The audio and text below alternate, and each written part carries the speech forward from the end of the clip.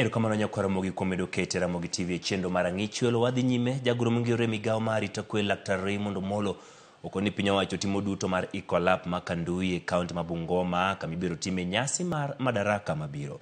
Omollo mane oten kod gavana ma Bungoma Kenneth Lusaka okoni chendo makare nyaka keti mar geng'o tho mag oganda mabiro kaluwore kod nyonruok kaka mane otimore kaunti ma Kericho e kinde nyasi manobagi e alap ma Kipchoge Stadium.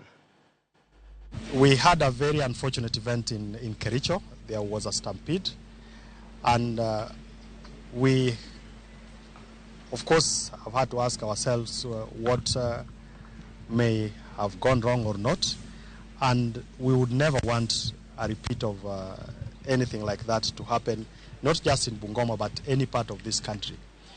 Now, the biggest challenge that comes with an event of this magnitude, particularly when it is done outside Nairobi, where most of the national celebrations happen, is that there is always a lot of excitement and there is always a lot of interest, particularly by the locals, to want to participate and be part of it. What we are going to do differently is this time we will make the stadium accessible much earlier than we have done in previous instances. We are extremely excited as a county to host this year's Madaraka Day, because with it come very many other goodies. I would just want to request the people of Bungoma to take advantage of this opportunity to promote their business and any other activities that are going to improve their livelihoods.